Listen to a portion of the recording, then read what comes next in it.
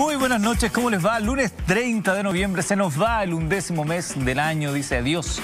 Noviembre, llega diciembre, el mes del viejito pascuero, de Navidad, Jesús, para aquellos que sienten que ese es el verdadero sentido de la Navidad. Hoy estaremos hablando esta noche de lunes, en la segunda parte de nuestro programa, con Mónica González, con Mauricio Weber, periodista y autor del libro La caída de las AFP, y con el abogado Mauricio Daza, para hablar justamente de los antecedentes que se han ido conociendo a propósito de esta acusación de triangulación que involucraría al presidente de la República. También vamos a hablar del segundo retiro del 10% y cómo avanza esa disputa en el Congreso. Recuerden ustedes que hay dos proyectos de ley, uno que incluye unos impuestos, otros que no.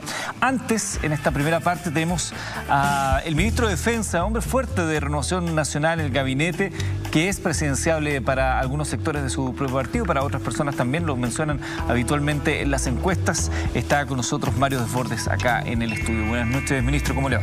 Buenas noches, Eduardo, gracias por la invitación. Tenemos ya nuestro hashtag DesbordesMB, por si usted quiere opinar, comentar o hacer alguna pregunta. Me gustaría que habláramos de varios temas. El primero de ellos, un llamado de atención, especialmente a los jóvenes, porque entiendo que hoy vence el plazo para presentar las excusas y eximirse del servicio militar, y de 40.000 jóvenes convocados, solo 10.000 han hecho el trámite. Así es. A las 0 horas vence el plazo, lo pueden hacer en la página web serviciomilitar.cl y los invito a hacerlo. Pueden aceptar hacer el servicio, más de 700 aceptaron, lo hago. Pueden plantear alternativas, hacerlo en el verano, dependiendo si cumple los requisitos. Después de terminar los estudios, si están cursando cuarto medio, y también pueden eximirse. Que eso se puede hacer si se tiene o se está en algunas de las calidades. Es padre de familia, sostiene el hogar, tiene alguna enfermedad, y todo eso con un certificado a la página web serviciomilitar.cl. No requiere ir presencialmente a un cantón de reclutamiento. Solo 10.000 de 40.000 han hecho el trámite, o sea, estamos con un grupo muy... y aclarar que el servicio militar es obligatorio. El hecho de que se... Entiende que es voluntario. Lo que pasa es que se hace un llamado voluntario, y si el llamado voluntario no alcanza a cubrir la cantidad de vacantes que hay, se cubre el resto de las vacantes con una conscripción obligatoria. ¿Cuántas son las vacantes? Hoy día el ideal es llegar a 12.000, pero estamos ahí todavía revisando lo que pasó con el presupuesto y podría haber una baja ahí, pero son mínimo 6.000 los que se necesitan. ¿Y qué pasa con los jóvenes que no se inscriban, que no hagan esta tramitación? Bueno, si finalmente queda, después de este sorteo, está obligado a presentarse, y si no, queda remiso, y eso es un delito. O sea, es importante que hagan el trámite. Ojalá lo hagan luego, todavía les queda tiempo. Hora y media. Hemos insistido durante 2 meses, el sorteo fue hace mucho rato ya, pero bueno, hoy día yo pensé que iban a estar llenos los cantones, y no pasó eso, fíjate. ¿Cuál es la página web para aquellos que serviciomilitar.cl? Serviciomilitar.cl, y hay un oficial de reclutamiento virtual que los puede asesorar. Perfecto, así que ya lo saben, chiquillos, serviciomilitar.cl, si es que quieren presentar hacerse ustedes cargo también de alguna de esas expectativas ahí que pone la página web. Otra noticia que también le quiero plantear al ministro es que el estado de catástrofe vence el 11 de diciembre y debería terminar el toque de queda que comenzó el 23 de marzo. Hay algunos sectores que dicen que había un recrudecimiento de las manifestaciones y que por lo tanto a lo mejor el terminar con el toque de queda no sería una buena idea. Hay otros que dicen ¿hasta cuándo nos tienen toque de queda? Porque si es por el COVID, no es que el COVID a las 11 de la noche se vaya a acostar, igual que toda la gente.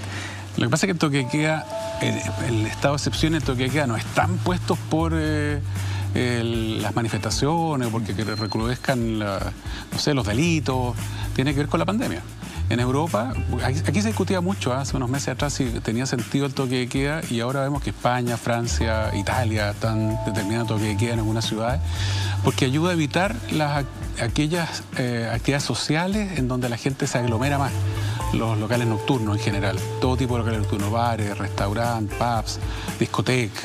Ese tipo de actividades, como son en lugar cerrado, en la noche casi todas las actividades son en lugar cerrado, difícil en un parque, ¿no es cierto? Tienen mayor riesgo de contagio, y por eso el toque de queda. Y el estado de excepción tiene que ver justamente con la necesidad de fiscalizar todas estas medidas. No se puede tener toque de queda sin estado de excepción. Ahora, habíamos tenido una baja importante y seguimos teniendo una baja, pero un pequeño de aumento, un 10% en la última semana en la metropolitana, y hay regiones desde la 9ª al sur que están bastante complicadas. De hecho, el ministro de Salud ha instalado ya en la agenda, y hartos personeros de gobierno la posibilidad de una segunda ola. No hablan de un rebrote para que no se empiece a decir que no hubo Sí. un stop del primero y hay un rebote, sino que una segunda ola de contagio y que dentro de esa perspectiva habría que prepararse. Se supone que tendríamos un rebrote cuando, depende del experto, hay uno que te dicen que puede ser ahora, a final del año, y otros que te dicen, mira, en abril. ¿Por qué? Porque el virus tiene menos capacidad de contagiar durante la época de calor. Y por eso probablemente podamos tener un rebrote en abril o al inicio del otoño.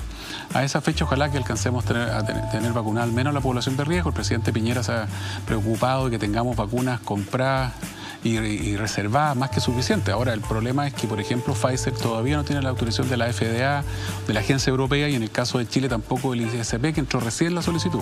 Si Pfizer tuviera autorizado, ya tenemos nosotros ya reservadas las vacunas, podríamos estar vacunando hace un mes y medio. Lo mismo con AstraZeneca, la vacuna china también. ¿Y eso incluye toda la parafernalia alrededor por el traslado de la vacuna, que tiene que estar a una temperatura muy baja? La de Pfizer requiere una vacuna, una temperatura bajísima. Se están viendo los centros de acopio, serían 3 centros de acopio. Tenemos que coordinar con el Ministerio de Salud una vez que empiece la vacunación, cómo lo hacemos, para colaborar las Fuerzas Armadas, las policías. Pero está el ministro París y el presidente está encima de esto, junto al ministro de Ciencia, también Andrés Kup, que es el que se le ha encomendado a la parte técnica de cabeza en esto. Y estamos a la espera, autorizada por la FDA, autorizada por la Agencia Europea de Medicamentos, se empieza a vacunar de inmediato. Oiga, ministro, ¿y a usted esto del toque de queda, le parece que debería extenderse? O sea, por uno ojalá no hubiera, pero mientras tengamos los niveles de contagio que hay, sobre todo en las regiones del sur y el extremo norte, yo estuve recién en Iquique, siguen ellos con cuarentena el fin de semana, lo mismo pasa en Arica. Es difícil levantar la cuarentena cuando los números todavía no te dan. Y luego Temuco al sur, Concepción, del Biobío al sur, está bastante complicado todavía. Punta Arenas, Coyhaique, los números también malitos. Entonces ahí yo no veo por dónde levantar esta excepción en esa zona. Y por ende, el toque de queda. La metropolitana uno podría evaluarlo. El presidente está evaluando constantemente esto. Estaba ahí la posibilidad de levantarlo, pero justo hubo un pequeño aumento aquí en la metropolitana, en algunas comunas. El ministro París les anunció tarjeta amarilla y eso hace que haya que estar ahí con mucho cuidado en tomar esa decisión de levantar el estado de excepción. Ahora, yo entiendo lo que usted plantea, que en el fondo se hace por aquellos lugares de concurrencia masiva, discotecas, algunos restaurantes. Los restaurantes están funcionando y están funcionando con restricciones. Sí. Entonces, si fuera ese el argumento, no se habría permitido el que vuelvan a funcionar los restaurantes, porque supuestamente los restaurantes son peligrosos hasta las... O sea, no son peligrosos hasta las 11, de las 11 en adelante sí lo son. Los restaurantes son los menos complicados. Lo mismo que porque la mayoría están funcionando más en terrazas, lugares más abiertos. El criterio es el mismo, insisto, que se está usando en España, en Italia, en Francia. Francia, toques de queda no había hace mucho tiempo. Y se determinó que efectivamente hay actividades nocturnas, sobre todo los pubs, las discotecas, en donde la aglomeración hace obviamente el lugar cerrado que aumenta el contagio. Es por eso que tenemos estado de excepción, y el toque de queda no tiene que ver con temas de seguridad. Las manifestaciones recrudecen ¿dónde? En el centro, frente al Paseo Ahumada, a las 5 de la tarde, el día viernes. Claro. No tienen que ver con el estado de excepción, no tienen que ver con el toque de queda, no es por eso que está determinado el toque de queda. De hecho, le quiero preguntar por el tema de la seguridad y de la paz que se ha alcanzado o no, pero antes permítanme en 30 segundos conocer un buen consejo de nuestros amigos de Familand. Lo más simple y lo más natural, Familand lo trae en la pureza de sus extractos. Siente sus aromas para que todos los días, estés donde estés, puedas disfrutar de la naturaleza. Su línea de Bio Shampoo es nuestro compromiso con el cuidado de tu pelo y de nuestro medio ambiente. Porque creemos en un mundo mejor, somos los primeros en cumplir la nueva ley de reciclaje. Familand, belleza somos todos. Belleza somos todos, nos dicen nuestros amigos de Familand. Le quiero preguntar por las protestas que se han registrado en los últimos días. Usted, cuando no era ministro, estaba en el Parlamento, fue uno de los que articuló este acuerdo por la paz que terminó con el plebiscito que celebramos hace ya algunas semanas. Sin embargo, la violencia recrudece en algunos días en el centro de Santiago, en otras localidades también. ¿Qué pasó? No hubo paz. De hecho, hay sectores que van más allá, están viendo la renuncia del presidente de la República, otros sectores del mismo mundo político están hablando de adelantar las elecciones. O sea, lo primero, cuando hicimos el acuerdo el 15 de noviembre, Chile estaba paralizado. El 14 de noviembre, hasta el 14 de noviembre, todo se cerraba a las 3 o 4 de la tarde. O sea, ¿por qué? No por lo violento, porque había miles de personas en las calles, decenas de miles todos los días y algunos días del mes, cientos de miles de personas en las calles. Yo lo dije y por suerte lo que uno dice está grabado, en mi caso. O sea, yo puedo decir, mire, dije tal cosa y tú lo googleas y ahí lo encuentras. Que el acuerdo no era pensando en los violentos. Hay alguna gente que dice, mira, se hizo por los violentos. No, no, no. Yo también lo dije antes. Si tenemos que enfrentar a los grupos violentos, primero hay que sacar a la gente pacífica de la calle. A mi sector, a un sector de mi conglomerado político o de mi sector, porque incluso fuera el conglomerado, les cuesta mucho separar la manifestación pacífica de la violenta. Y todo es mala, toda manifestación es mala. En un sector de la izquierda le pasa lo mismo, pero al revés. La violencia también es legítima. Yo creo que tenemos que tener una postura intermedia y es que la manifestación pacífica es legítima, es deseable en democracia y hay que cuidarla mucho. Y luego, la violencia no se justifica en ningún escenario y en ningún caso. Estamos en una democracia, hay un Estado de Derecho, no hay ninguna razón para destruir, para quemar, para saquear. Y estos grupos violentos, que son en general anarquistas, antisistema, tienen que ser combatidos con mucha fuerza. A esta gente le importa un rábano la nueva Constitución, no les importa el plebiscito, no les importa que contenga la Constitución. Ellos quieren echar abajo la República, el sistema completo. Y por lo tanto, estos grupos antisistema se ponen al margen de la legalidad, lo mismo que los genios estos que amenazan a una fiscal, ¿no es cierto? También grupos violentos que deben ser condenados con mucha fuerza, amenazan a una fiscal de la República, uno de ellos tiene incluso armamento. Todos estos grupos extremos tienen que ser enfrentados con fuerza y con toda la fuerza que te da la ley. Y no hay que tenerte ahí medias tintas, porque cuando empiezas tú a flaquear, a dudar, lo condeno o no lo condeno, mira el cabro que tiró la molotov, a lo mejor es un pobre chiquillo que tiene problemas en la casa. No, eso no. Desde esa perspectiva, me imagino que no le cayeron bien las palabras de su subsecretario, creo que fue, que dijo que eran utensilios, refiriéndose a utensilios, excepto una UCI, hablando de armamento pesado y toda la crítica que vino después, diciendo, claro, cuando son de los nuestros, son utensilios, cuando son los otros, ley de seguridad interior del Estado. Obviamente entiendo lo que quiso decir Juan Francisco Gali, un tipo súper ponderado, pero estos grupos son igual de peligrosos que los que están atentando a la Araucanía y no hay que quitarles ese carácter. Hay otro loco, ¿no es cierto?, que se paseaba en las manifestaciones de una de las opciones llamando a la violencia y que aparece en video disparando. Ese gallo fue a amenazarme al hacer partido, yo lo tengo querellado y lo detiene Canero, porque además es leso, o sea, no sabía que había Canero cerca, fue detenido, un señor de apellido Izquierdo. Todos estos grupos violentos, del lado que sean, el de la extrema izquierda, el anarquista, el de la extrema derecha, tenemos que meterlos a todos en un mismo saco y todos deben ser condenados por parejo. Aquí no hay excepciones.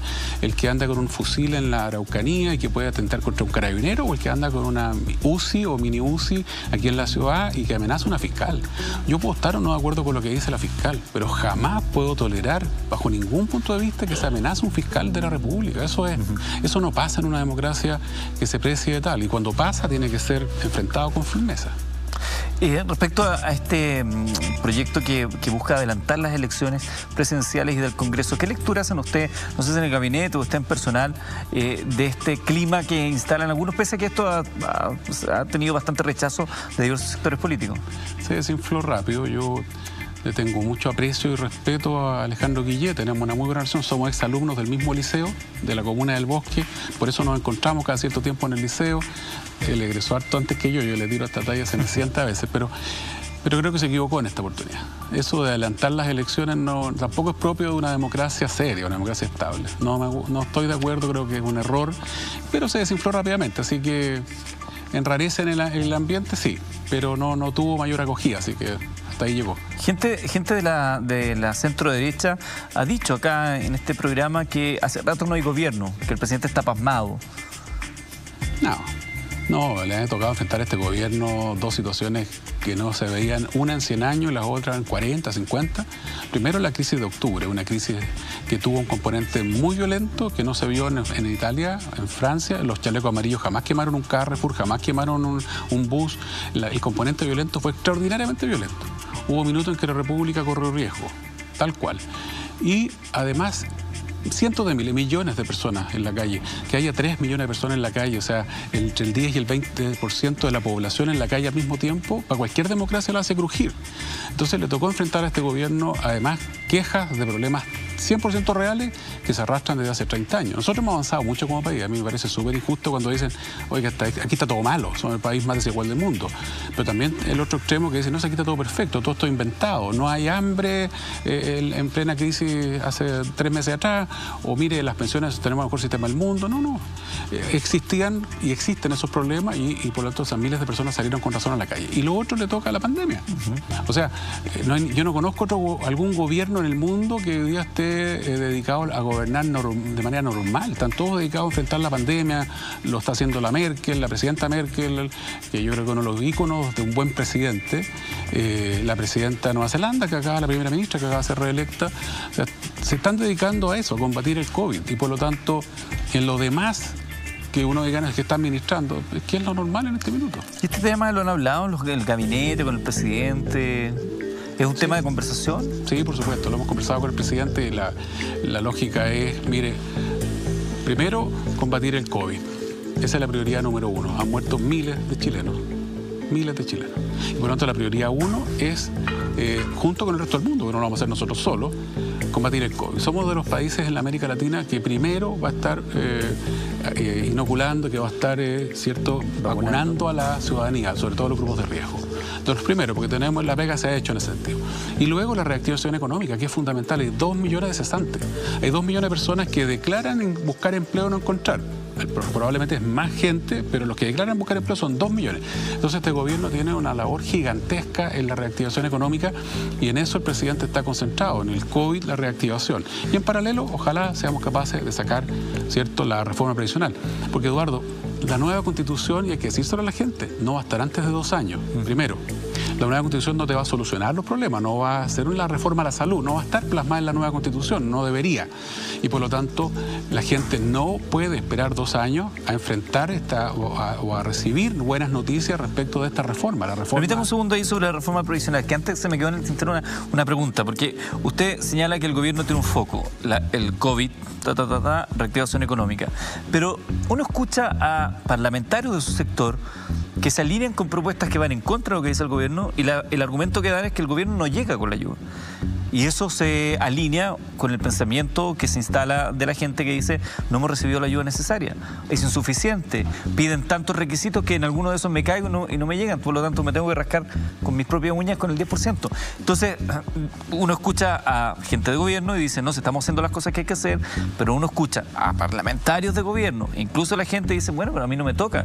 Entonces, ¿qué pasa? ¿Por qué hay ese desajuste entre lo que dice el gobierno que hace y la percepción que existe de aquello? A ver, yo lideré el primer 10% y me hago cargo de eso. Entré al gabinete justo después de eso. Lo hicimos en 1 minuto y no le he contestado el WhatsApp. Yo en un programa de televisión la semana pasada lo mencioné. La directora del liceo donde yo estudié, el Liceo Gómez Milla en el Bosque, la comuna del Bosque, nos pidió a los exalumnos que juntáramos cajas de mercadería para alumnos que estaban pasando hambre. Esa era una realidad. Hay gente que ha pretendido negarlo, pero eso es una realidad. El gobierno destina 12.000 millones de dólares, la cifra más grande de la historia, en un paquete de ayudas. El gobierno hizo el máximo esfuerzo, lo conversábamos con el ministro Briones, y yo no tengo duda que el gobierno hizo el esfuerzo máximo, pero las capacidades estatales son finitas, son limitadas, y por lo tanto efectivamente no todo les llegó a tiempo, y en ese minuto yo estaba convencido y sigo pensando que lo correcto era habilitar a la gente para que pudiera hacer uso de su dinero. Es lo más lamentable que hay. Yo he escuchado comentarios que dicen que es una mala política pública. Si no es una política pública, eso es como romper el cristal y sacar el martillo. Claro. O sea, es una medida desesperada en caso de emergencia. Pero no cambió nada desde el primer retiro al segundo retiro, al punto que la mejor respuesta del gobierno termina siendo un proyecto similar, solo que agrega un impuesto para los mayores tramos. Yo creo que la respuesta del gobierno es la adecuada. Un proyecto que ordena lo que se estaba discutiendo, que hace que ojalá las mayores rentas, un tema que se está discutiendo ahora, sí, claro. No quiero entrar en detalle para no enredarme con mis colegas ministros, paguen impuestos. ¿Quiénes?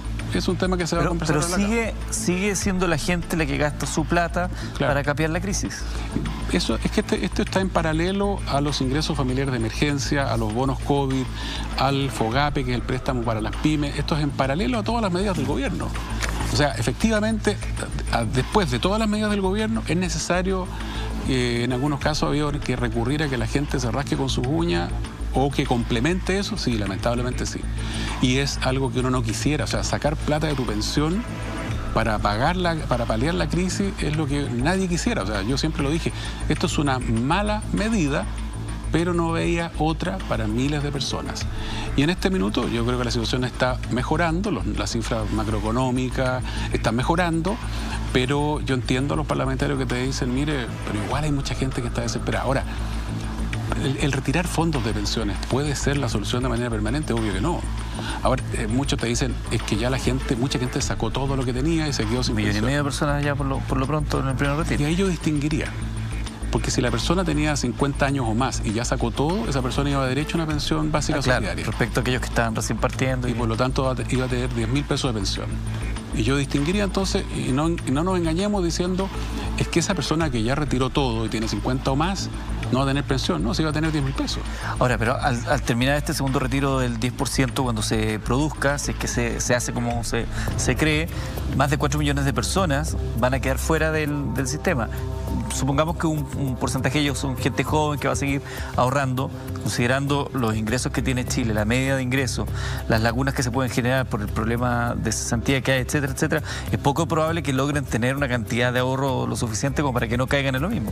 Ese es el problema, la gente que necesita... Que va a ser carga para el Estado al final. Claro, los que necesitan sacar la plata y que están empezando a cotizar. Porque recuperar esa plata, sobre todo los que tienen rentas que están bajo el promedio, bajo los 400 y tantos mil pesos, que el promedio de renta en Chile, para esa gente va a ser extraordinariamente difícil recuperar los fondos que hoy día retiren. Y por eso, ojalá, si no necesitan sacar la plata, que no la saquen. Solo si la necesita sacar, úsela. Si es para un suntuario o comprar algo que no es urgente, el consejo es no saque la plata. Ministro, usted menciona también el tema de la reforma previsional.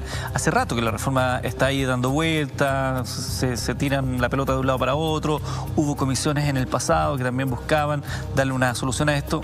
El gobierno tiene hoy día las espaldas políticas necesarias como para sacar adelante una reforma de esta magnitud, considerando que si bien faltan 2 años para que esté la nueva Constitución, al gobierno le queda 1 año y medio y tiene hartos platos que hacer girar todavía como los chinitos con los palitos, ¿no?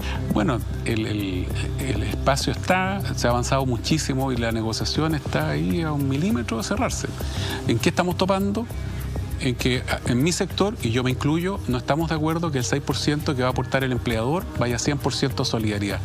Yo quisiera que esa plata vaya a la cuenta del trabajador. El 100% del trabajador, ojalá el 6% completo. Por último, que los tramos más altos aporten a solidaridad, no sé, buscar fórmulas. Pero que pensar que el 6%, que es lo que plantea la oposición hoy día, distinto a lo que planteaban cuando era gobierno con la presidenta Bachelet, yo entiendo que hay que hacer... Que no son las mismas circunstancias que había cuando estaba la presidenta. Pero este proyecto es el de ella con mucha más musculatura. Y por tanto, encontrar malo este proyecto cuando hace 2 años era maravilloso, me parece que no es bueno, que te habla que está yendo más allá de lo razonable. Y pasar el 6% íntegro, decirle a la gente, su empleador va a tener que aportar 6% de su sueldo bruto. El empleador lo va a poner adicional, no se lo va a sacar a usted. Y el ideal es que esa plata vaya a su cuenta, la del trabajador. Eso es lo que yo quiero. Para que ahora, ¿cómo ayudo al resto? Bueno, de impuestos generales. Yo estoy de acuerdo con la solidaridad, yo creo en la solidaridad, creo en una economía social de mercado. Y hay una diferencia enorme en la economía de mercado pura y simple. Y la solidaridad, que es un concepto que en algunos de mi sector arrisca la nariz, vemos mucho en el sector que estamos de acuerdo con ella. Pero yo creo que debe ir por la vía de impuestos. Lo planteó, por ejemplo, el diputado de la UDI, el primer día, Guillermo Ramírez, que es un diputado de mi partido aliado, ni siquiera del lote progre, es un gallo brillante, dicho sea de paso, y se planteó hace mucho rato. Yo creo que ¿en qué estamos topando? Que uno escucha al senador Letelier, a quien le tengo harta respeto, pero él dice el 6% íntegro solidaridad. No estoy de acuerdo con él. Y en eso se está topando más un par de detalles más chicos. Ahora, también los que son críticos de esta reforma provisional dicen que no ataca el fondo del malestar, que son las AFP. ¿Son las AFP como tal, a su juicio, considerando que usted eventualmente podría llegar a ser presidente de la República, ¿El meollo del asunto?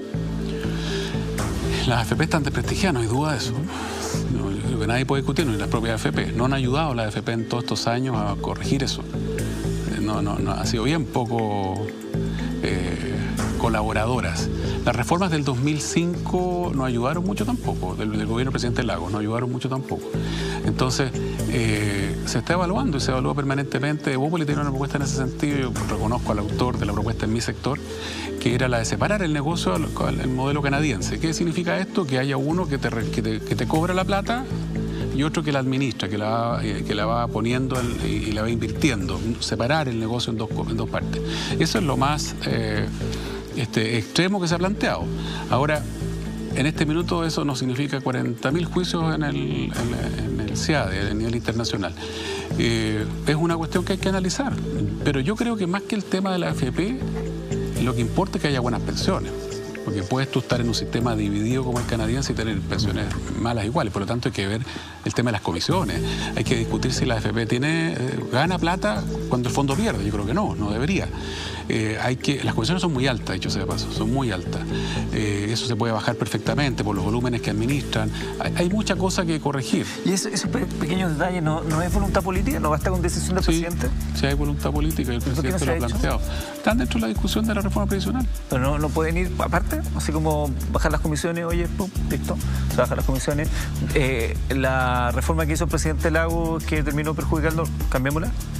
Hay que corregirle cosas que terminan beneficiándote. Yo creo que los multifondos es una buena alternativa. ¿Pero eso no lo puede hacer el presidente hoy? Con el Congreso, no lo puede hacer solo. Hay harta gente dentro de su partido que ya lo están señalando como presidenciable. La carta de Renovación Nacional para lo que serían las primarias. ¿Será o no será candidato a la presidencia de la República el hoy ministro de Defensa Mario Desbordes, que nos visita esta noche? De eso y más seguiremos hablando al regreso de la pausa acá en Mentiras Verdaderas. Ahí está el hashtag DesbordesMB. 11 de la noche con 8 minutos. Así es.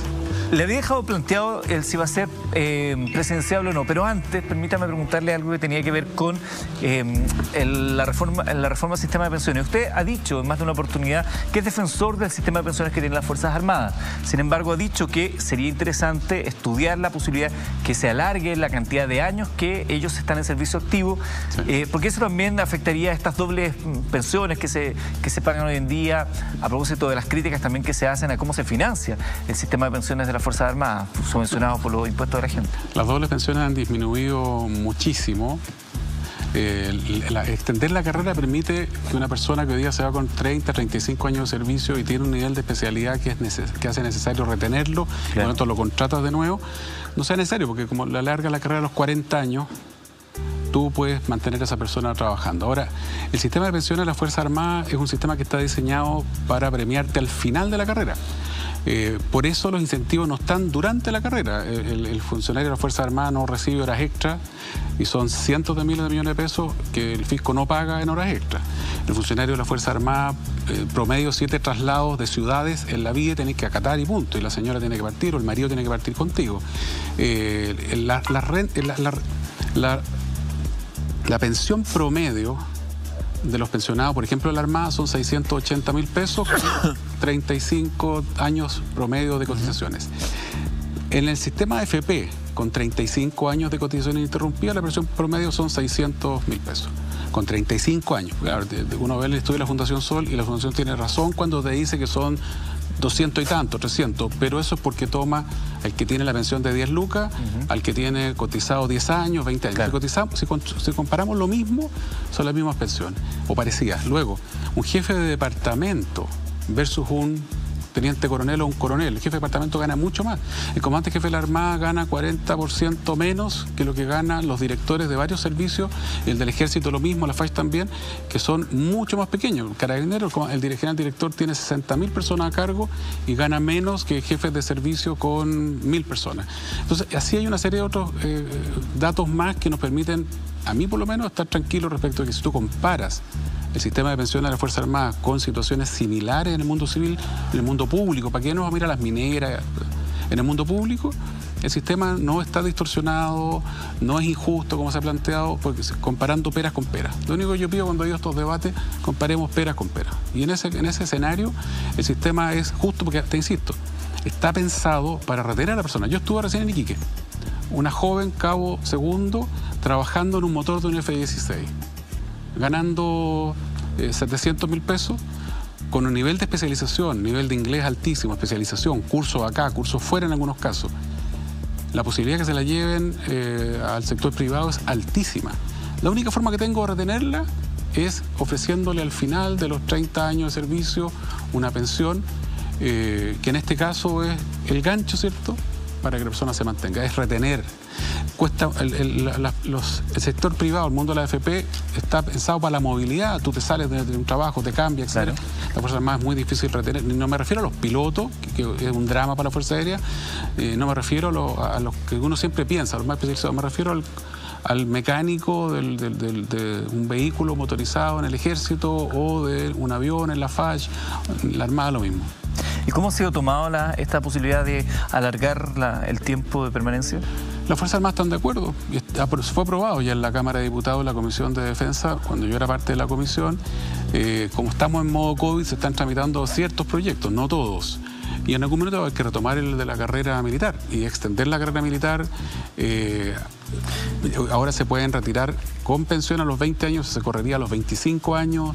Hay una serie de cambios importantes que yo creo que hay que hacer. Las Fuerzas Armadas en Alemania, por ejemplo, tienen un sistema muy parecido al que estamos proponiendo nosotros, el gobierno del presidente Piñera. Esto es una reforma propuesta por nosotros, pero que venía estudiándose hace mucho rato, que hay bastante consenso, fue apoyado de manera transversal.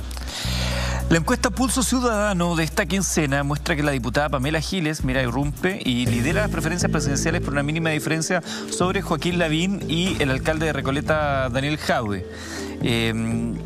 Giles tiene 12,7%, Lavín 12,3%, Jadwe 9,9%, Olimatay 5,7%, Heraldo Muñoz 4,4%, Kass 2,7%, Michelle Bachelet 2,7%, Beatriz Sánchez 2,5%, Franco París 1,5%, Tomás Hirtz 1,5%, Leonardo Farcas 1,5%. El 24 de noviembre, les hemos seguido la pista, Mario, el 24 de noviembre del 2018 te dijo: nunca me he planteado ser presidente de Chile. Mi sueño es ser alcalde de una comuna popular como Cerro Navia o La Cisterna. Me encantaría terminar mi carrera política así. El 3 de octubre del 2020 dijo: a todo político le gustaría ser candidato presidencial. El que dice lo contrario está mintiendo, pero estoy trabajando aquí para eso. Y el 17 de noviembre del 2011 había dicho: no lo sé, es probable, sobre su posible candidatura. Hoy día, ¿en qué parada se encuentra respecto a una posible candidatura? A lo primero, creo que Chile Vamos tiene que hacer una primaria con los candidatos más fuertes que tenga cada partido. Yo creo desde Kass hasta... Chile Vamos. José Antonio no es de parte de Chile Vamos, ¿ya? Y él mismo ha dicho que no va a participar de Chile. O sea, no sería una primaria amplia de centro-derecha, sino que de Chile Vamos. Él mismo ha señalado que no es parte de Chile Vamos y entiendo que sus planes son ir de primera vuelta. Yo más de alguna vez planteé que lo incorporáramos. La respuesta fue siempre no me interesa públicamente, ya conforme no es parte de Chile Vamos. No es que yo diga que no puede estar, correcto, es que él ha dicho que no quiere. Pero si fuera de Kass a Kass, por decirlo de alguna manera... Es una posibilidad, eso tiene que resolverlo nuestro consejo, pero lo que importa, primero que dejemos atrás esta pelea de el apruebo y el rechazo. Ya terminó el plebiscito, se ganó una opción, el que ganó y el que perdió a trabajar juntos para el 11 de abril. El 11 de abril es la madre de todas las batallas. Vamos a elegir constituyentes en la elección municipal y además elegimos gobernadores regionales. Ayer Renovación ganó 5 de 7 gobernaciones regionales y tenemos una sexta que está ahí a muy poquitos votos. Es la elección nueva que la gente además va a estar mirando respecto de qué pasa con esta nueva figura que busca descentralizar. Entonces tenemos 3 elecciones muy importantes: constituyentes, gobernador regional y las municipales, alcaldes y concejales. La constituyente nos jugamos el destino en los próximos 50 años del país y cada sector quiere estar representado y ser mayoría. La pega nuestra es estar unidos ahí. RN, la UDI, Evópoli, el PRI, tenemos que estar unidos, tenemos que trabajar juntos, tenemos que dejar atrás las discusiones del apruebo y el rechazo. Ayer hubo primarias de alcalde también el domingo. Ayer. Poquita gente, ¿eh? Poquita gente votó. El candidato que ganó, la candidata que ganó de nuestra coalición tiene mi apoyo, de inmediato. Pero no me está respondiendo lo que le planteé. Me estoy corriendo. Se está poniendo muy bien político. Entonces, en ese contexto donde tenemos que poner las mejores cartas sobre la mesa, claro, Renovación también tiene personas. Mira, Cote Sandón es una tremenda carta y yo confío en que Cote sale pronto de este tema judicial, ojalá no se alargue, por él, que fuera rápidamente a ver pruebas o no. Y yo confío en su palabra y le creo, y es un tipo extraordinariamente bien evaluado. Podría ser perfectamente candidato también, hay que ver si... ¿Esa primaria de la alianza es uno por partido o los que sean necesarios por partido? Renovación en algún minuto apoyó, se dividió entre Sebastián Piñera y Cote Sandón. Yo no descarto ser candidato, pero es algo que tenemos que ver junto con el partido. No hay candidatos ungidos ni impuestos, es una discusión que tenemos que ver en nuestro Consejo General. Francisco Chaguán ha planteado también que tiene intención de ir, tiene todo el derecho del mundo, Pancho, es un senador muy votado, que tiene una trayectoria impecable también en política, es súper lícito. Ahora, déjeme hacerle la otra pregunta. ¿Sí? Teníamos a Mario Desbordes como diputado, aplaudido transversalmente, un día entró ahí al hemiciclo, lo aplaudieron todo. Lo sacan a Mario Desbordes y lo ponen en el Ministerio de Defensa. Algunos dicen, pucha, no era el ministerio para Mario Desbordes, pero bueno, aceptó ir Mario Desbordes porque, dicen algunos, es un jugador que acepta y va y dice a dónde sirvo y va para allá. Y resulta que Mario Desbordes en el Ministerio de Defensa, si va a ser candidato, va a tener que salir antes. Sí. Entonces, yo he escuchado gente de su partido incluso decir, perdimos a un buen diputado, lo instalan como ministro, vamos a perder un buen ministro y vamos a ir a una contienda que no sabemos para dónde va la micro y se pierde capital político en estas pasaditas. Yo creo que Renovación Nacional tiene que tener candidato en la primaria, primera cosa. Debemos invitar a Sebastián Sichel, antes, ni siquiera a lo mejor me va a hacer la pregunta, pero si Sebastián quiere ser candidato, que es una persona a la que le tengo aprecio personal, nos llevamos muy bien, la coalición debería invitarlo si es que él no quiere ir por un partido, si es que él quiere ser candidato. Claro. La UDI tiene que tener su candidato, el PRI también proclamar a algún candidato o candidata. ¿Ah? Y la UDI puede tener más de uno. O sea, yo tengo una estupenda relación con la Evelyn y con Joaquín, los dos son grandes candidatos, y entre todos los que vayan a esa primaria, construir una plataforma sólida para poder enfrentar la presidencial de fin de año, donde va a estar muy probablemente Daniel Jadue, alguien de la centroizquierda y alguien del Frente Amplio. Y hoy día las encuestas te dicen que está pasando Daniel Jadue, la Pamela Giles también está bien evaluada. Yo no quiero que sea presidente Daniel Jadue, no es nada contra él, pero creo que si yo estuviera de acuerdo con su idea, yo sería comunista. Creo que él siente que él quiere lo mejor para Chile, igual que yo, pero la receta de él creo que está equivocada. Y por lo tanto, democráticamente, dentro de las reglas del juego democrático, yo quisiera que gane uno de los nuestros y no me gustaría que fuera presidente o presidenta alguna de las personas que están en la oposición. Creo que es lo mejor para Chile. Entonces, en ese contexto, voy a evaluar, sí, lo voy a evaluar, pero hoy día estoy concentrado 100% en ser ministro de Defensa. Fui a Iquique esta semana, martes y miércoles. Estuve solo en Alto Hospicio y en Iquique con el Ejército el día martes, el miércoles 100% la base aérea de Los Cóndores, concentrado en la Fuerza Aérea. No me reuní con ningún dirigente político, no fui a medios de comunicación, no estoy yendo a los matinales, que me encantaba ir, pero no estoy yendo, estoy concentrado en esto. Algunos me dicen, pero estás desaparecido, esto te afecta. Si llego a decidir... O sea, hubo voces que decían que de alguna manera lo fueron a tapar el Ministerio de Defensa. No, el presidente me planteó que era necesario, sobre todo para enfrentar el plebiscito para el 18 de octubre, que se venía complicado. Era importante reforzar eso. Si no se lo hubiera planteado el presidente, ¿le hubiera parecido igual una buena idea?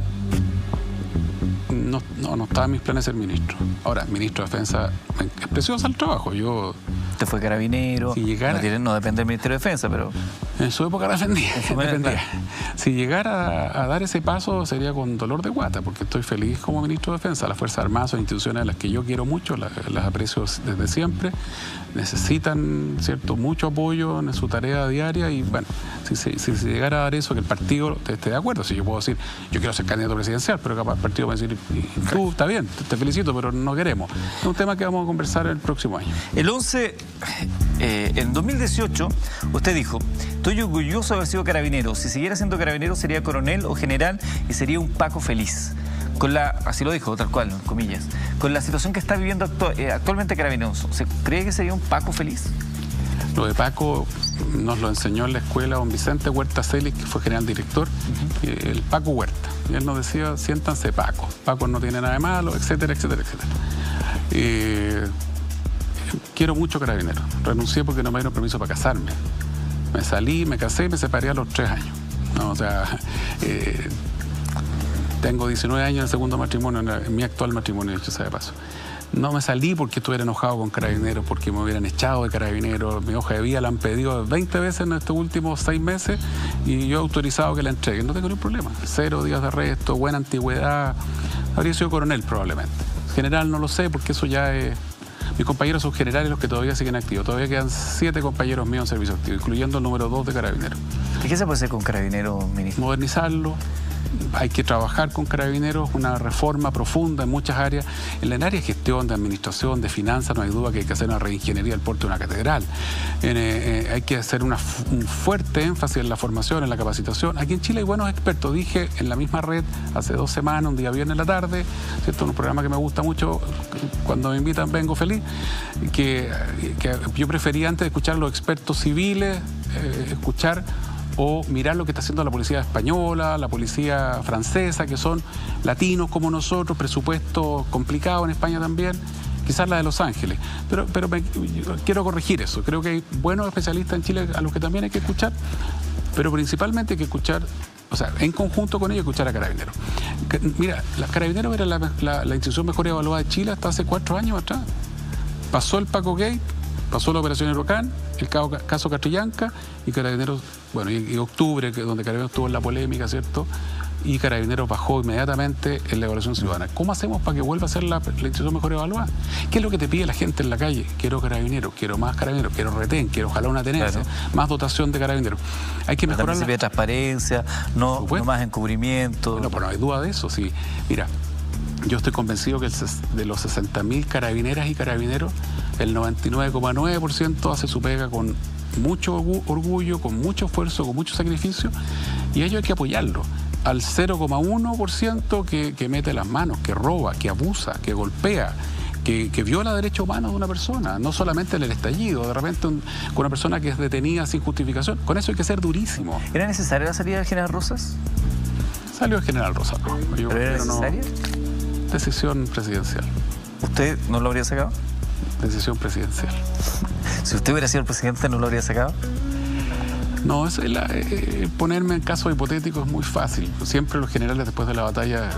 Mira, Mario Rosas lo conozco desde el año 87.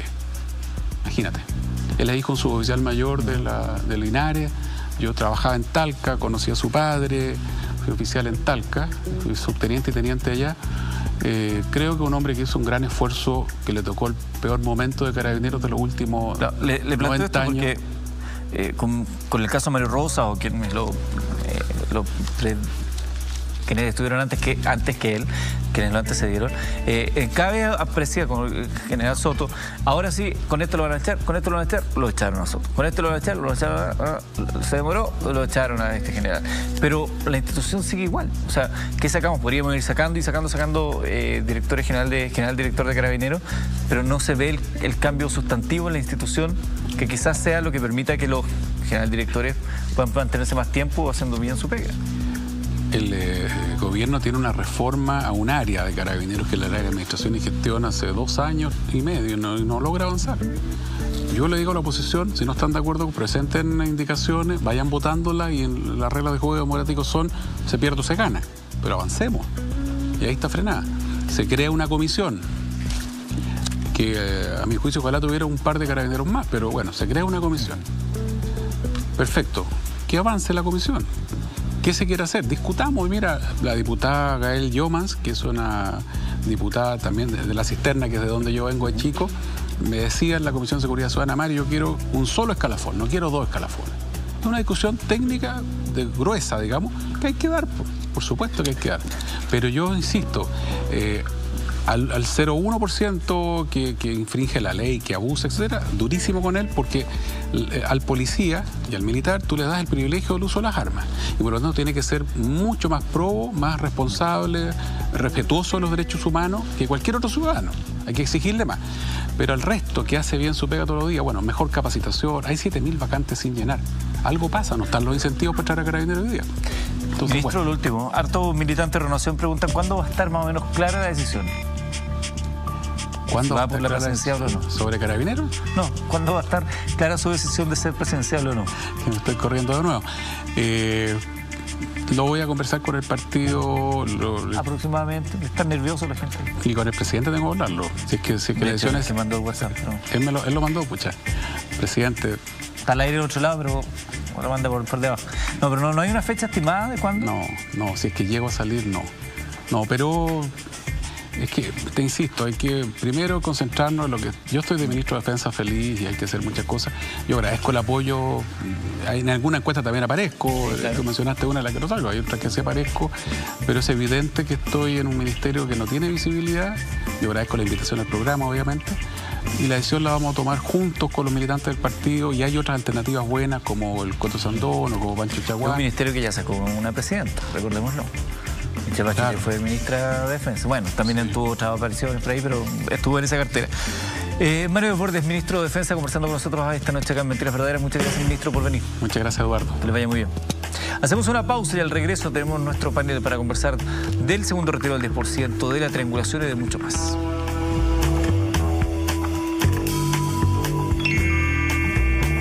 A continuación, Mónica González ya está junto a nosotros. Mónica, qué gusto verte acá en la noche. Porque te veo siempre los domingos ahí en Pauta Libre, pero aquí habías dejado de regalarnos tu presencia. Ay, muchas gracias con esa invitación. La verdad es que yo estaba reclamando porque era muy tarde, pero después que tú me recibes así... Es su casa, Mónica. También está con nosotros el abogado Mauricio Daza. Bienvenido, abogado. Gusto saludarlo. Hola, muchas gracias por la invitación. Y también está con nosotros el periodista y autor de La caída de las AFP, un libro que es muy necesario de leer para entender todo lo que está pasando. Es Mauricio Weibel. Bienvenido, Mauricio. Hola. Gusto de tener también aquí de vuelta. Hace tiempo que no los veía. Hace un tiempo, sí. Sí. Y bueno, antes de empezar con el tema de triangulaciones, que es un tema que la gente nos pide mucho que abordemos, y aquí hay harto paño que cortar, quiero preguntarte, Mauricio, por el tema del segundo retiro del 10% y la posibilidad de que haya impuestos asociados. Tú que has analizado a fondo el tema de la AFP, entiendo que no estás muy de acuerdo con el tema de los impuestos asociados. O sea, más que los impuestos, creo que lo dramático es que los trabajadores entre el segundo y primer retiro y los fondos de pensiones van a poner alrededor de 37.000 millones de dólares para sostener la economía. Es una cantidad brutal. Explícame un poquito porque no entendí. Porque en el primer retiro y en el segundo retiro se calcula que en total, más los fondos de pensiones, los trabajadores van a haber aportado de sus ahorros previsionales y del fondo de cesantía unos 37.000, 35.000 millones de dólares. Eso es más o menos un 12, 13, 14% del PIB, dependiendo la cifra final. Versus los 12.000 que puso el gobierno, digamos. Y versus los 0 que ha puesto el impuesto a los empresarios. Entonces es bien brutal porque la crisis del 80, que yo me acuerdo de esa crisis, tenía 12 años, fue una crisis donde los trabajadores del Fondo del Estado apalancó a los bancos, ¿no? Una cantidad enorme de recursos. Y hoy día en esta otra gran crisis son los trabajadores los que apalancan la crisis social. Entonces, que además que sin mencionar el IVA, ¿no? Sí, claro. Entonces, tú vas a poner 37.000 millones de dólares para apalancar la crisis social y además te vas a empobrecer, ¿no? Intertemporalmente, como dicen los economistas, y además te van a cobrar impuestos. Es bien brutal, porque no es que la gente esté teniendo una renta porque es una renta permanente, es un ingreso excepcional, como los bonos. Y los bonos no pagan impuestos. El punto de los impuestos, que es lo que ha dilatado la discusión a propósito del proyecto que presenta el gobierno, tiene que ver con que sea a partir de los 700.000 pesos, debería considerarse los 2 millones, 2 millones y medio hacia arriba, o hay un tema de fondo ahí que simplemente los impuestos no deberían ir en esta pasada. ¿Cómo lo ven? Bueno, yo creo que no deberían ir en esta pasada porque finalmente lo que estamos hablando es de una ayuda. Una ayuda que por lo demás uno mismo se provee con cargo a su propio fondo en un contexto que es bien particular, que es la crisis del COVID-19. Acá estamos hablando de familias que no tienen claridad cómo van a poder pagar sus gastos mínimos en 2 o 3 meses más, en un contexto en el cual el gobierno no ha entregado ninguna ayuda sustancial directa, como lo decía Mauricio Weibel. Acá básicamente la ayuda del gobierno ha sido, sabe que vamos a abrir las puertas para que ustedes se ayuden a ustedes mismos, ¿no? Suspendamos los contratos de trabajo, perfecto, pero en el intertanto, mientras está suspendido, los dineros con que se paga una fracción de las remuneraciones es con cargo a los fondos de los trabajadores que están en el seguro de cesantía. El tema de las pymes, ¿qué es lo que se dijo? ¿Sabe qué? Nosotros lo vamos a ayudar. Haga una cola a los bancos privados, pídanle plata y cuando lleguen a pedirle plata, díganle a esos bancos, el Estado los garantiza. Resultado, resulta que en la práctica los bancos decían, ¿sabe que la garantía del Estado no es suficiente? Necesito más garantía, y no le entregaban los créditos. Y eso ahora, es como el crédito con aval del Estado de los estudiantes, ¿no? Claro, era un CAE especial 3.0, pero para las pymes en un contexto de emergencia, ¿no? Y ahora viene esta ayuda. Y en ese contexto acá se ha hablado mucho, porque se dice, mire, ¿sabe qué? La gente que gana mucho dinero tiene que pagar impuestos. Está bien, pero ¿qué es mucho dinero? Porque acá mucha gente piensa, ¿sabe qué? Es la gente que gana 12 millones mensuales, 10 millones mensuales. No. La gente empieza a pagar impuestos a la renta a partir de los 8 millones de pesos anuales. Bueno, el punto que estás tocando, yo creo que se engarza muy bien con lo que acaba de decir Mauricio. Porque primero hay que decir, se habla como que todo el mundo pudiera retirar fondos. No. De partida hay 2 millones de personas que ya agotaron todos sus recursos. Entonces yo creo que hay que ser claro en que este segundo retiro es un reducido grupo de personas que efectivamente puede que están pasando por problemas, porque no nos olvidemos que el comercio, el turismo, todo ese pequeño emprendimiento de clase media lo está pasando pésimo. Pero va a tener que ser de sus propios ahorros. Entonces, cuando estamos hablando de si este impuesto lo pagan los más ricos, porque en el fondo, ¿qué es lo que está detrás de esa lógica? Si usted deja de pagar ese impuesto, si no cobramos ese impuesto, va a haber más desigualdad, porque no va a haber dinero para financiar políticas para los más pobres. Pero eso es falso, porque no es mucho el dinero, que nos da así Mauricio, que se va a recaudar. No es tanto el dinero, pero además el otro tema... Perdón, disculpa, ¿sí? Pero porque lo que de verdad habría que hacer, y ya que estamos hablando de AFP, son dos cosas. Una, hacer el impuesto a los más ricos, que ya hay países que lo han hecho y que están entrando en ese camino porque estamos en una emergencia inédita. Pero la segunda, que a mí me parece que es lógica, es que la mayoría de las empresas que han tenido, están repartiendo utilidades, y la AFP tiene grandes utilidades de 2019. A mí me gustaría entrar en ese tema. Creo que es un tema clave en esto. No pueden repartir dividendos, el 30% es lo legal. Pero estamos en una emergencia inédita. Entonces, por favor, ya hay 3 AFP que informaron que van a repartir sus dividendos. Fíjate que las utilidades diarias de las AFP son casi 900 millones de pesos. De todas las AFP, ¿no? 649 millones de dólares fueron sus utilidades en el 2019. Y este año, con toda la crisis, están en 888, casi 900 millones de pesos diarios. Lo que dice Mónica es real, o sea, si tanto les importa que los más ricos paguen impuestos, a propósito del retiro del 10%, bueno, hagan un impuesto al patrimonio y garanticemos que efectivamente los más ricos paguen impuestos. Yo he escuchado sobre ese argumento una crítica que se plantea, es que el impuesto al patrimonio existiría en la medida que existen los tramos respecto a los ingresos que tienen las personas. ¿Sería profundizar eso?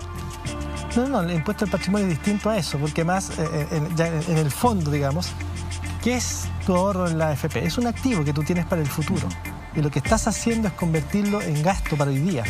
Pasar de ser un activo a gasto hoy día. Te estás empobreciendo. Sí, pero la verdad es que todos lo hacen porque saben que al final del camino la pensión que vas a tener es mala. No te alcanza. Sí, claro. O sea, Bueno, vas a tener que seguir trabajando. Las personas van a tener que recurrir igual al pilar solidario, o sea, van a tener pensiones básicas solidarias. El Estado... De todas maneras.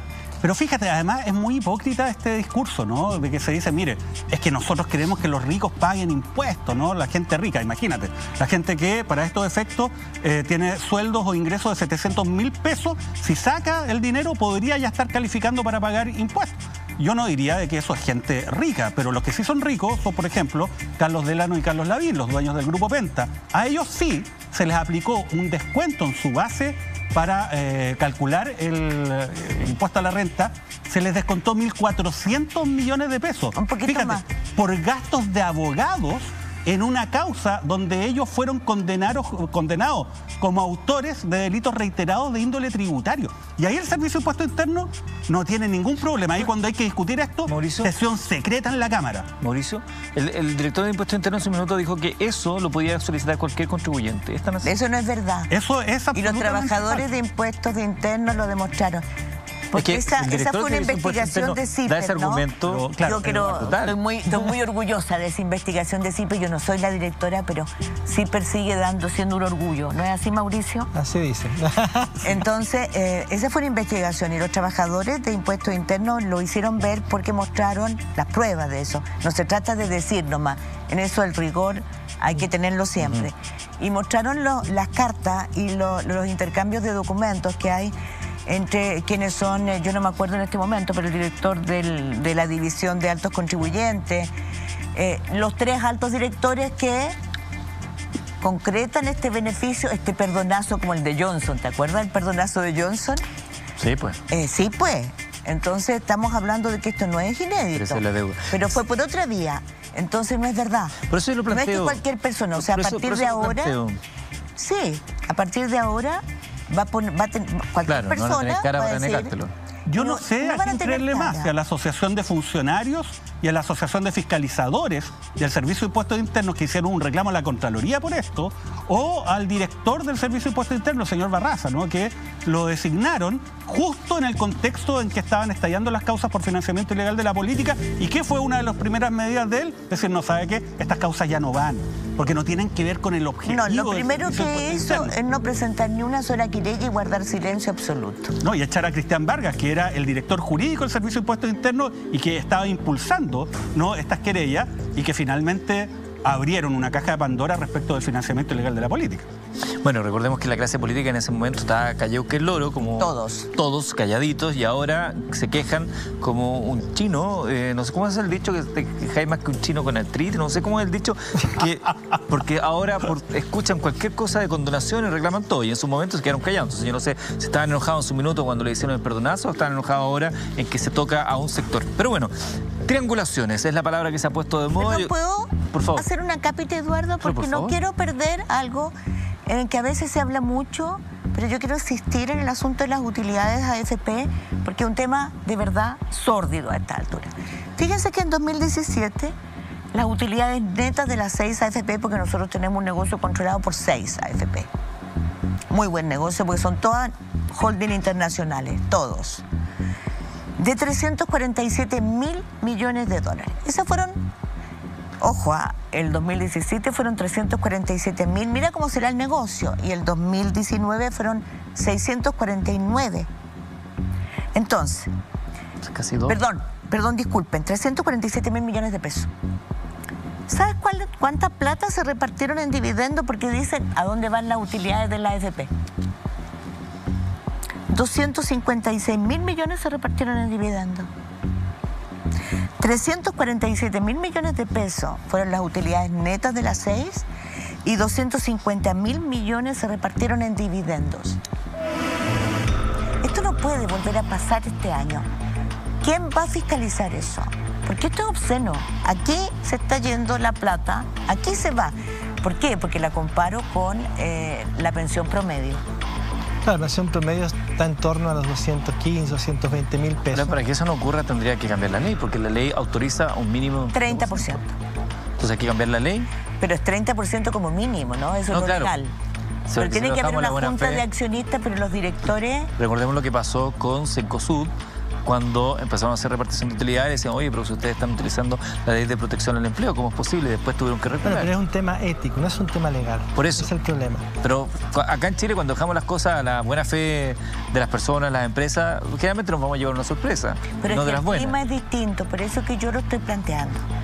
Creo que en este minuto no debiéramos dejar pasar algo así, porque después, ¿sabes lo que sucede después? Uy, mira el lamento, ¿no?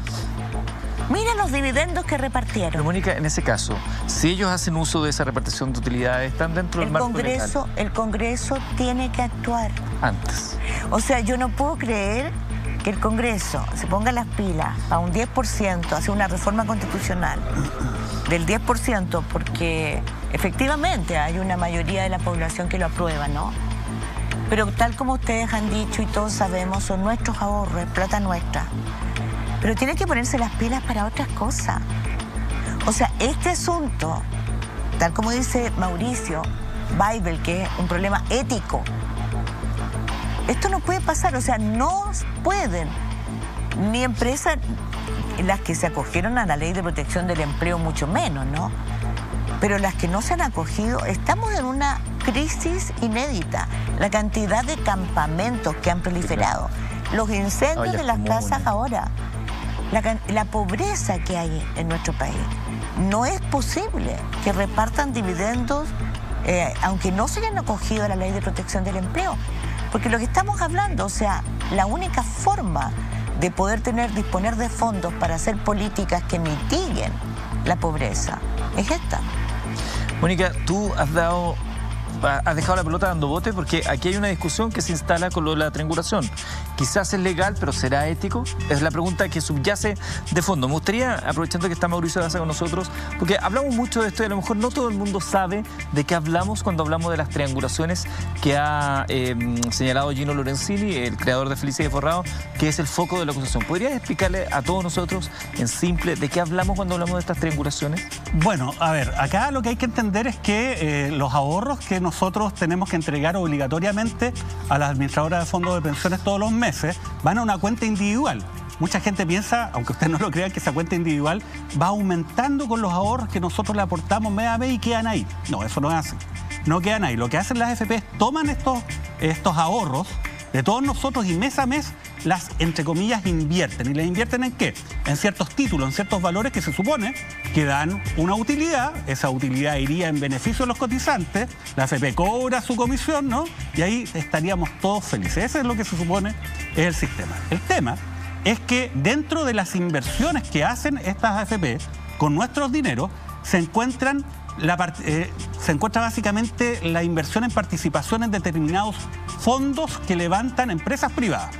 Hay una empresa privada que dice, mire, ¿sabe qué? Nosotros somos expertos en hacer ganar dinero a la gente, pásennos sus dineros, lo colocamos en un fondo, nosotros invertimos y van a aumentar sus utilidades. Bueno, acá este fondo en el cual invierten las AFP cobran una comisión, que son las denominadas comisiones fantasma, porque uno le entrega los dineros a la AFP. La AFP a uno les cobra un costo de administración, que se supone que con eso, ¿no?, se paga todo lo que ellos hacen para poder invertir nuestros dineros. Pero a su vez ellos los colocan en manos de terceros que a su vez administran fondos que hacen su pasada nuevamente. Bueno, en el caso que se ha denunciado por parte de Gino Lorenzini, la gente de Felices y Forrados, lo que se dice es que está la AFP Habitat. La AFP Habitat recibe nuestros dineros, ¿verdad? Y lo invierte, entre otras cosas, en un fondo levantado por una empresa privada que se llama Moneda Asset Management. Perdón, ¿puedo hacer una acotación? Sí. El primero que sacó ese tema, porque a mí me gusta precisar con el rigor y mencionar el buen periodismo, fue El Mostrador el año 2019. Sí, eso fue producto de una declaración. El primero que sacó estas operaciones y en base a documentos y en base a una información bastante fidedigna, planteando lo que sabía y lo que no sabía, que hace el buen periodismo, en el sentido en que hasta aquí hemos comprobado y esto para adelante no. Pero el primero fue El Mostrador, el año 2019. Mira, y eso fue a partir de una declaración del gerente general de Habitat en el contexto del caso Cascada, que yo lo presencié, de hecho, la declaración, porque yo soy abogado querellante en esa causa. Y ahí entonces él reveló y reconoció el núcleo de esto.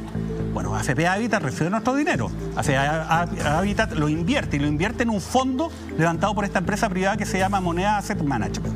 Esta empresa privada tiene un fondo que se llama Fondo Pionero. Siempre le colocan nombres así como bien, ¿no?, llamativos. Este es el Fondo Pionero. Bien épico. Entonces, el Fondo Pionero, a su vez... Pionero e inocente. Pionero. Pero a su vez, este Fondo Pionero también. invierte en acciones de otras empresas. Y fíjate, este Fondo Pionero invierte en acciones de una empresa que se llama Inversión en la Construcción S.A. Y fíjate, Inversión en la Construcción S.A. a su vez también invierte en otras empresas. Pero acá está el tema. Inversión en la Construcción invierte en AFP Habitat. O sea, si te fijas, el dinero va de AFP Habitat a el Fondo Pionero, Inversión en la Construcción, es que es controladora, es controladora de Habitat. Y es una de las controladoras. Pero mira, acá hay una norma que es muy notable, que está en el Decreto Ley 3500, que finalmente es la ley, la norma más bien, que regula todo nuestro régimen de pensiones. Y ahí hay una disposición que dice, las AFP no pueden invertir los dineros de los cotizantes en acciones de AFPs, tampoco en acciones de compañías de seguro, etc. Claro, ese es el denominado 45 bis. Entonces acá está el problema. Acá se dice, mire, ¿sabe qué? Con esta figura lo que estaría haciendo AFP Habitat es invertir indirectamente en ella misma. Pero la superintendencia frente a esto respondió. ¿Y qué dijo la superintendencia? Dijo, mire, no es tan así. Porque resulta que nosotros, según nuestra facultad de interpretar la ley, dictamos un reglamento de inversiones. Y en ese reglamento de inversiones del año 2011, primer gobierno de Sebastián Piñera, se estableció lo siguiente, según la Superintendencia de Pensiones. No son inversiones indirectas aquellas que no son relevantes. ¿Y cuáles son las inversiones que son relevantes? Hay una norma que dice, tiene que ser más del 0,5% del instrumento de inversión. En este caso tendría que invertir más del 0,5% del fondo pionero. Y además tiene que corresponder a más del 0,1% del fondo de la AFP. Se los voy a poner en sencillo, por lo menos según los términos de la denuncia que ha hecho Felice Forrado.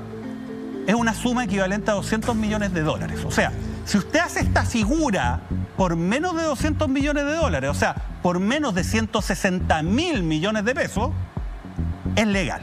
Entonces acá... No es relevante. No es una inversión... ¿Dónde va el presidente Piñera en esta trama? Muy buena pregunta, porque acá dicen... Póngale pausa. Póngale pausa. Porque tenemos que hacer una pausa. Póngale pausa que tenemos que hacer una pausa. Faltan 3 minutos para que sean 2 minutos, para que sea ya la medianoche. Al regreso seguimos así desentrañando todo lo que hay detrás de estas triangulaciones y más acá en Mentiras Verdaderas. En las conversaciones, y estábamos explicando, Mauricio en realidad estaba explicando cómo funciona esto de las triangulaciones y habíamos quedado con la figura del presidente.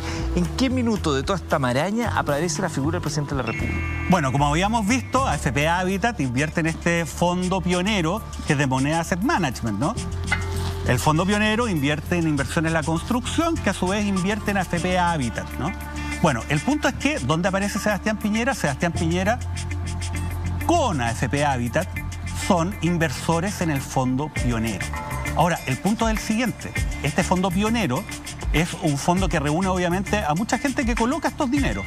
Y Sebastián Piñera colocó estos dineros, específicamente 17.500 millones de pesos, antes de enfrentar lo que es el fideicomiso ciego, ¿no? ¿Qué es el fideicomiso ciego? Las autoridades, cuando entran a un cargo que es de relevancia y tienen un patrimonio importante, lo que hacen es entregarles la administración de este patrimonio a una entidad. Y esa entidad no le puede informar durante todo el tiempo en el cual esta autoridad está ejerciendo su cargo. Por eso se llaman ciegos. Acerca de qué es lo que hace o no con el dinero. Y cuando termina su cargo, ahí se supone que le informan, ¿no?, qué es lo que ocurre. Acá se habla de que este fideicomiso sería más bien tuerto. ¿Por qué? Porque acá en la participación de Sebastián Piñera en el fondo pionero no se concretó durante la vigencia del fideicomiso ciego. O sea, no fue un acto de administración del patrimonio que habría realizado la entidad a la cual Sebastián Piñera le entregó precisamente esta labor al momento de acceder al cargo, sino que esta inversión es anterior. Él le entregó a la entidad que administra este fideicomiso ciego, entre otras cosas, 17.500 millones de pesos en participación del fondo pionero. Entonces, digamos que un fideicomiso ciego que tiene 3 administradoras, ¿no? Así es. Una de ellas es Moneda. Un fideicomiso ciego que se compone de 1.170 millones de dólares, creo que es. Así es. 1.170 millones de dólares y que tienen 3 administradoras de fondo. Uno es Moneda Assex, el otro es BGT Pactual y el tercero es Altis con... Es Altis, ¿no? No, con una más. Es una... Bueno, pero las 3 son las que, en este caso, la que nos importa, pero yo creo que... Después voy a decir algo. En este caso es Moneda Access, que es uno de los fondos más importantes de Chile y de América Latina. Bueno, entonces ahí está involucrado, estaría involucrado el presidente de la República en esa parte de la trama. Claro, ¿qué es lo que se dice finalmente? Se dice, mire, ¿sabe qué?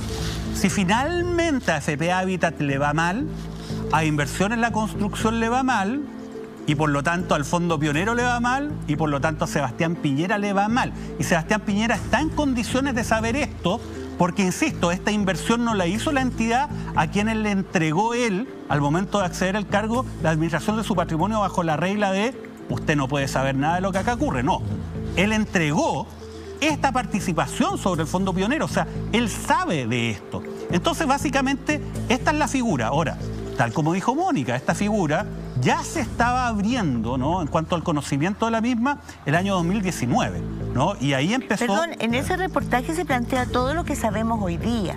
Claro. Si el tema concreto, y yo lo quiero plantear con mucho respeto, ¿no?, es que esto tiene que ir a tribunales. O sea, esto ha llegado a un nivel de denuncia de redes sociales. Claro. Y esto es demasiado grave. ¿Por qué no ha llegado a tribunales, Mónica? Si porque nadie ha hecho la denuncia concreta. Porque la superintendencia ha salido a decir... que no hay... El 26 de noviembre, comunicado donde señalaba que la denuncia de Felicia Forrado, a propósito que es lo que reflota todo esto, fue investigado oportunamente y concluyó la inexistencia de infracciones a la normativa vigente. Disculpa, pero ahí yo creo que debe haber... porque en 2019, cuando el mostrador hace esto, hay una investigación de la Superintendencia de Pensiones. O sea, efectivamente, el reportaje del mostrador provoca una investigación. Y yo creo que no hay una sola investigación hasta el momento. Hemos tenido tres resoluciones de la reguladora, que es la Superintendencia. Y yo creo que esto pasó de castaño oscuro en el sentido en que cuando un presidente de la República es acusado de una triangulación ilegal en un tema tan importante como en que participan la AFP, sensible, claro, que están en el corazón de la deslegitimación y del estallido social, como lo dicen todos, ¿no? Yo creo que no puede quedar en ese ámbito, porque estamos en una crisis política muy importante. Entonces, cualquier persona puede decir cualquier cosa aquí. ¿Llama la atención el silencio del presidente? A mí me llama la atención muchas cosas. Se supone que debería haber una comisión investigadora del Congreso, pero ya también... Mañana hay una sesión especial. Hay escepticismo con respecto a lo que hacen las comisiones investigadoras del Congreso. Estamos en una situación muy delicada, porque hay incredulidad, porque hay falta de confianza en lo que hacen las instituciones, porque la crisis política es muy, muy amplia y muy grave. ¿Sabes? A principios de año publicamos en CIPER un reportaje sobre los paraísos fiscales y las AFP. Entonces, antes de publicarlo, preguntamos a la Super de Pensiones, a propósito de qué hace y no hace la Super de Pensiones, si ellos alguna vez le habían preguntado a los directores y gerentes de AFP si tenían empresas en paraísos fiscales. Entonces, la respuesta que nos dieron, que es un poco ridícula, pero era que no le habían preguntado porque no estaba en el formato. Perdón, y tenemos una AFP que está constituida. Que es Plan Vital, que está, o sea, ojo, lo que está diciendo Mauricio es de una gravedad. O sea, aquí no estamos solamente frente a un problema de triangulación del presidente, posible triangulación, sino que tenemos un problema como que una de las 6 holding que manejan nuestro fondo de pensiones, que no es cualquiera, Plan Vital, está constituida, según el reportaje de CIPER, en un paraíso fiscal.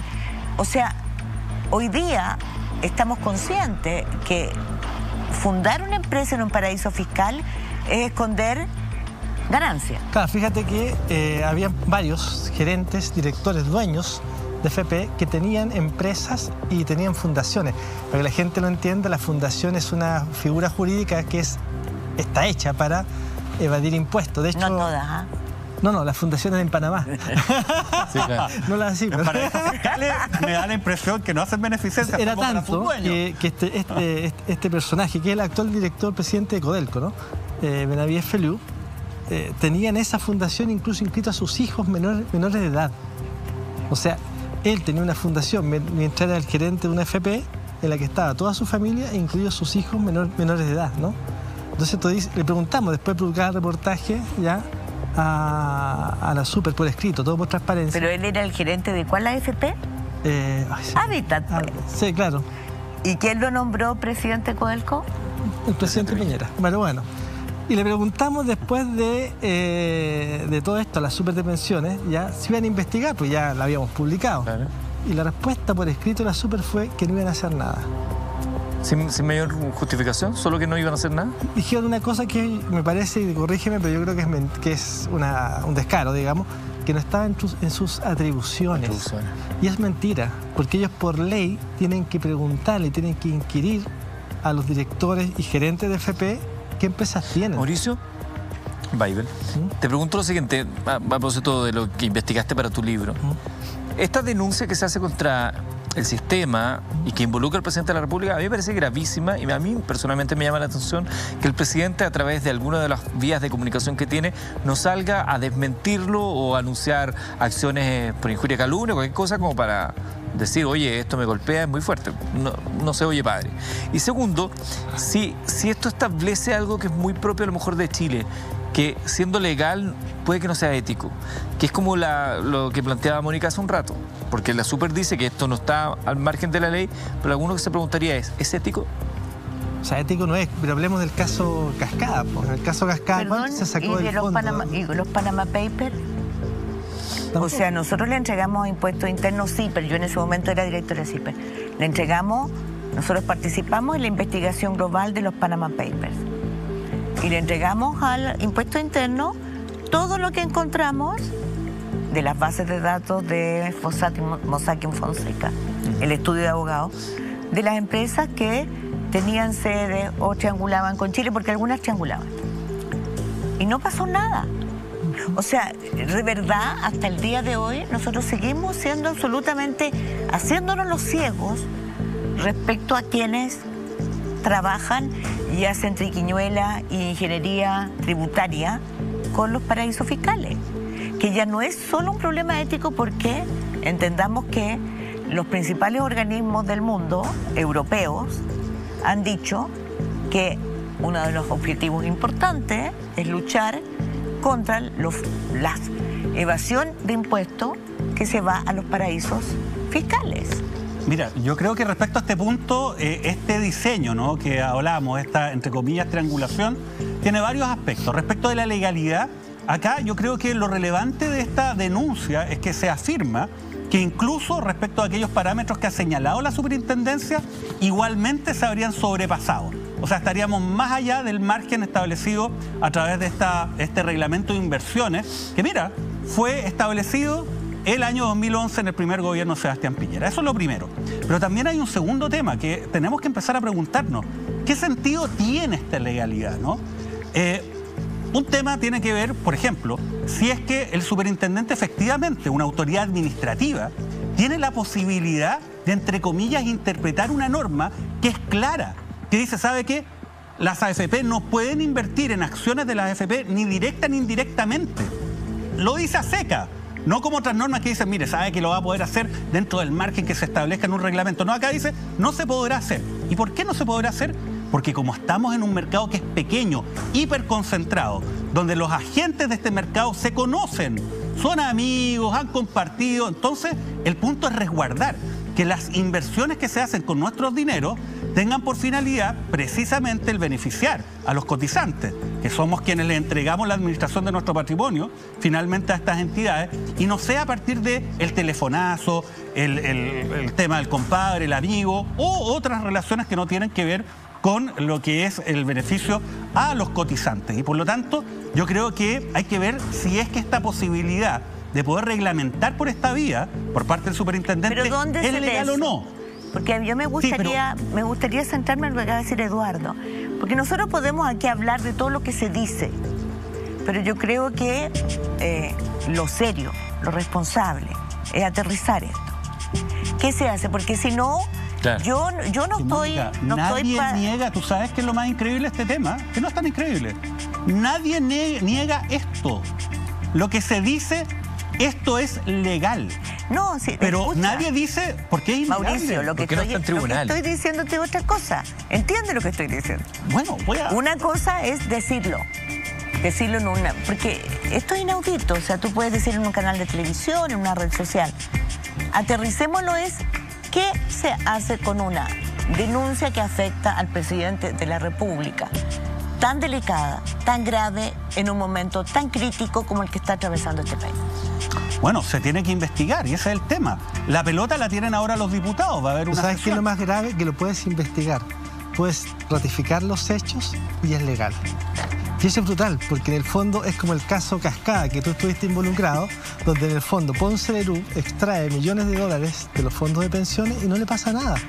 O sea, de hecho, él habría le obtenido una ganancia. rebajan la Ponce multa de Lerú, cuánto a cuánto. Pero es que Ponce Lerú habría de obtenido 60 y una tanto ganancia. a 3 millones. Él habría obtenido una ganancia de 128 millones de dólares y de estos 128 millones de dólares habría afectado, esto según la Superintendencia de Pensiones, en más de 40 millones de dólares a los cotizantes y al final, por obra y gracia del Tribunal Constitucional, hay que decirlo con nombre y apellido, se dijo no, es que la multa que le pasaron a Julio Ponce, como por 70 millones de dólares, no es proporcional y se la bajaron a 3 millones de dólares, que es una locura. Mira, expliquemos esto. Esto implica que según la Corte Suprema, en fin, Ponce Lerú extrajo, y según las mismas AFP además, Según el fallo, además. sí, no, y según las mismas AFP, Ponce Lerú extrajo de los fondos de pensiones 44 millones de dólares.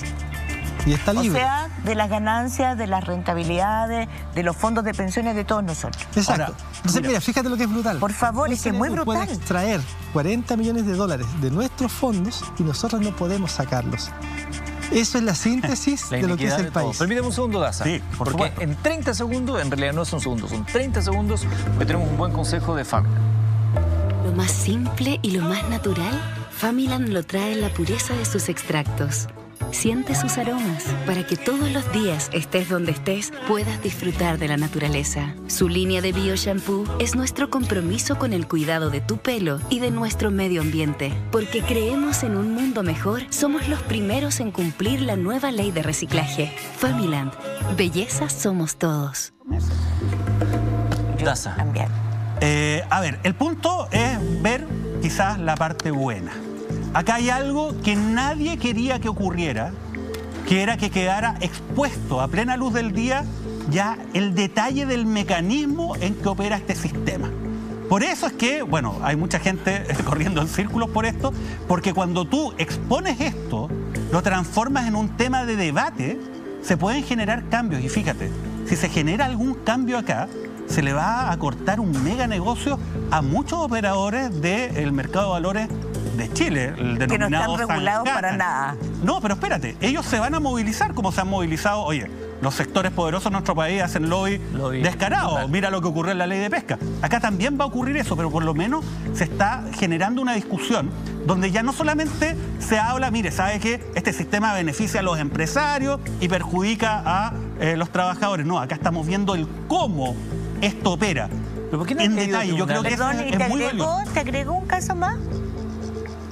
Porque esto no voy a hablar de mucho tiempo atrás. En marzo del año pasado, un juzgado de Santiago dictó un fallo en que le dice a los 6 ejecutivos principales de La Polar que tienen que pagar una indemnización de 74 millones de dólares. 74 millones de dólares a 3 de las 6 AFP.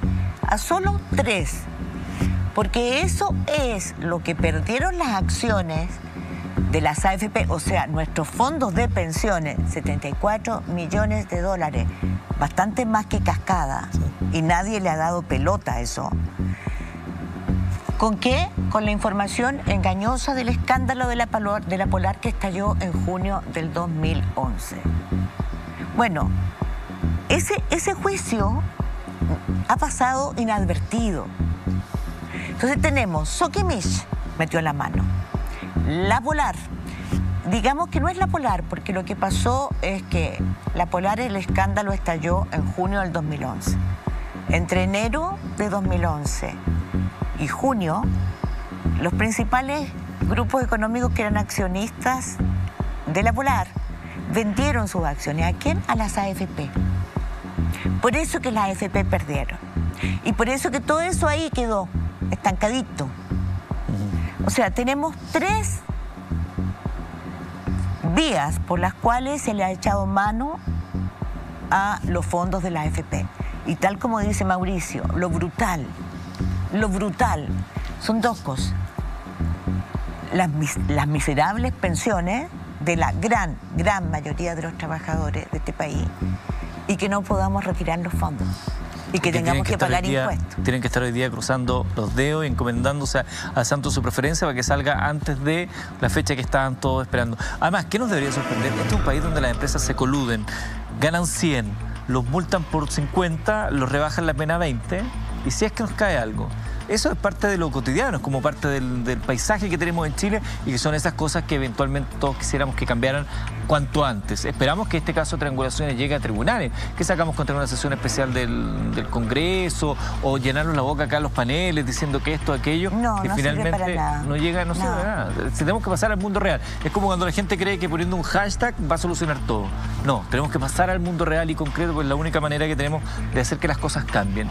Bueno, esto ayuda a que usted también tenga una dimensión con más antecedentes y más puntos de vista para poder opinar con certeza. Quiero agradecerle a nuestros 3 invitados de esta noche, Mauricio Daza, como siempre un gusto. Muchas gracias. Mauricio Weibel, la dupla de los Mauricio, mucho gusto también.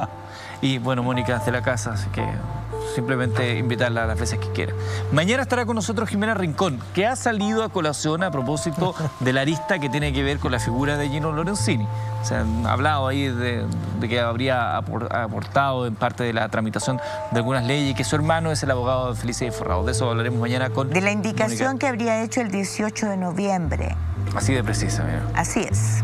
Señores, será hasta mañana. Muchísimas gracias a todos. Que descansen si es que pueden. Chao.